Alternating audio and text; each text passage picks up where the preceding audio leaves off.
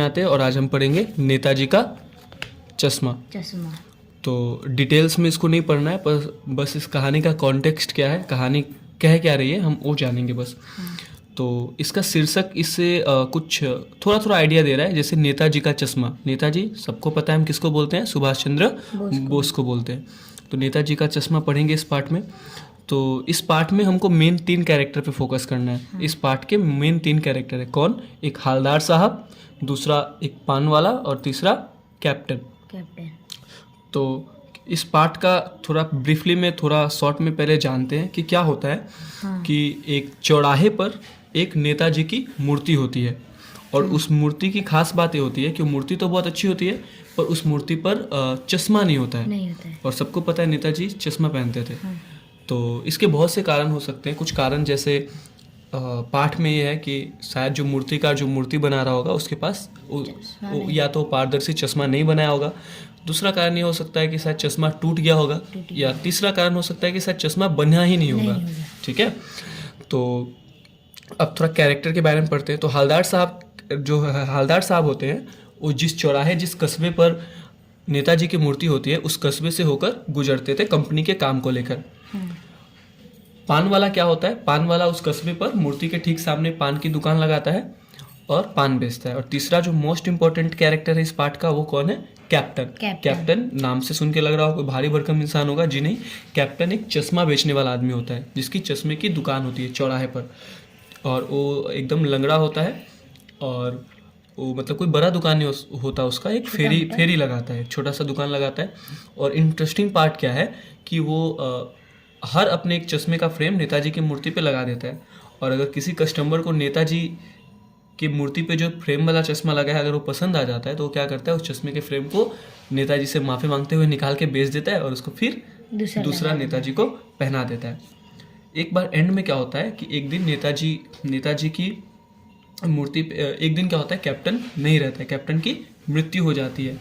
तो हवलदार साहब को जब इस बात का पता चलता है तो वो बहुत दुखी होते हैं और उन्हें लगता है कि अब नेताजी की मूर्ति पे चश्मा कौन पहनाएगा, या फिर कोई पहनाएगा भी या नहीं, या फिर नेताजी की मूर्ति जो है बिना चश्मों के ही रहेगी।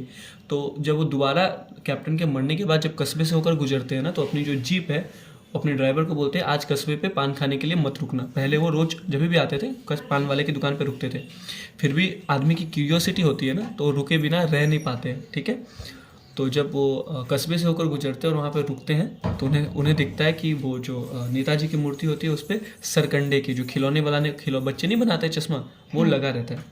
तो उनसे बहुत खुश होते हैं, उनके आंसू आ जाते हैं आँख में।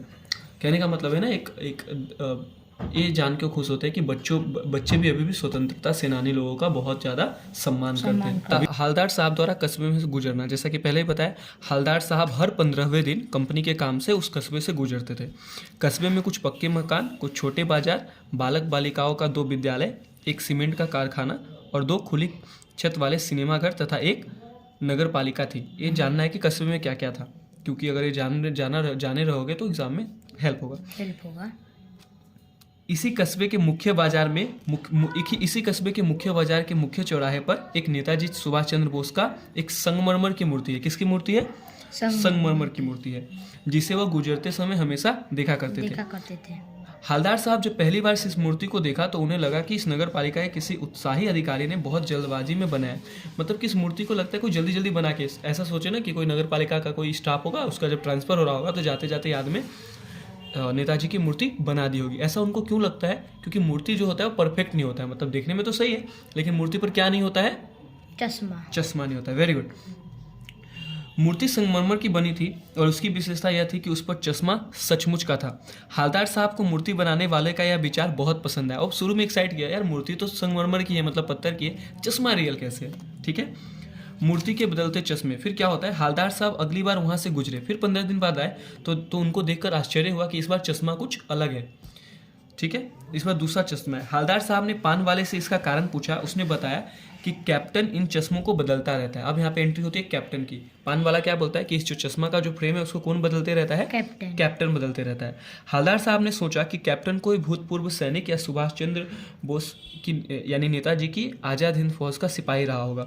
इस संबंध में पूछने पर पान वाले ने मजाक बनाते हुए कहा कि वो लंगड़ा क्या जाएगा फौज में। उसी समय हवलदार साहब ने देखा कि कैप्टन एक बेहद बूढ़ा मड़ियल सा लंगड़ा आदमी है जो सिर पर गांधी टोपी और आंखों पर काला चश्मा लगाए रहता है। वह इधर उधर घूमकर चश्मे बेचता है।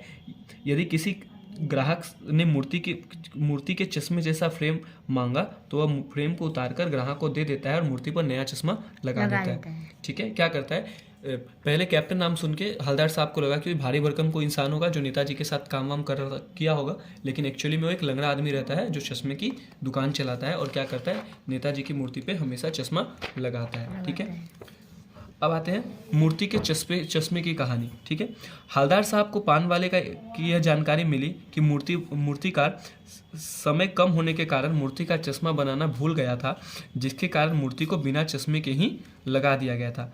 कैप्टन को नेताजी के बिना चश्मे वाली मूर्ति अच्छी नहीं लगती थी, इसीलिए वह मूर्ति पर चश्मा लगा दिया करता था। हवलदार साहब लगभग 2 साल तक मूर्ति के चश्मे बदलते देखते रहे। मूर्ति के पीछे, चश्मे के पीछे की कहानी क्या थी कि जो ओरिजिनल मूर्तिकार था उसने चश्मा नहीं बनाया था और जो कैप्टन था वो नेताजी को बहुत सम्मान करता था, तो क्या होता था, उसे नेताजी की बिना चश्मे वाली मूर्ति पसंद नहीं आती थी, इसीलिए चश्मा लगा देता था। ठीक है, मूर्ति पर चश्मा नहीं होने का कारण, एक दिन क्या हुआ, कुछ दिन बाद अचानक से जब हवलदार साहब कस्बे से गुजरे तो देखा कि आज तो मूर्ति पर कोई चश्मा ही नहीं है। देखा बाजार बंद और मूर्ति पर कोई चश्मा नहीं है। अगली बार उन्होंने भी दूसरी बार भी जब देखा तो मूर्ति पर चश्मा नहीं थी। उन्होंने पान वाले से पूछा तो क्या पता चला कि जो कैप्टन है वो अब मर गया है। हवलदार साहब ये सोचकर बहुत दुखी हुए कि नेताजी की बिना चश्मे वाली मूर्ति रहेगी। उन्हें दुख हुआ कि अब तो कैप्टन मर गया है, तो अब नेताजी के मूर्ति पर चश्मा कौन लगाएगा। एंड में क्या होता है, जब एक दिन वो गुजरते हैं तो देखते हैं तो वो सोचते हैं कि आज मैं मूर्ति पर नहीं देखूंगा, लेकिन देखते हैं तो मूर्ति पर किसकी चश्मा लगा रहता है, सरकंडे का चश्मा, जिससे पता चलता है कि अभी भी लोगों के मन में नेताजी के प्रति सम्मान है। ये कहानी का मतलब बहुत डीप है। हम क्या होता है ना, सिर्फ स्वतंत्रता सेनानी का मूर्ति बना देते हैं लेकिन दिल से सम्मान नहीं करते, तो दिल से सम्मान करना